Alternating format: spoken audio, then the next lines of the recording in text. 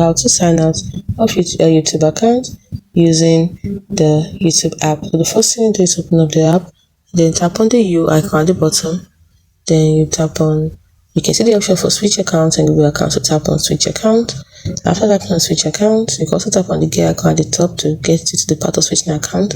So you select switch account, and then you see options, you see an option with a list of all your Google accounts.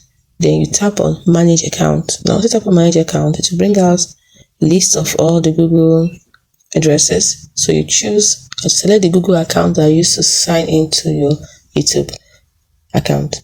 Then the next thing you're going to do is, once you selected it, to give you some options, and at the bottom you see remove account. So just select remove account, and then you can sign in using another account. But note that once you remove the account, that's everything associated with that particular account on your phone is gone. So hope you found this video helpful.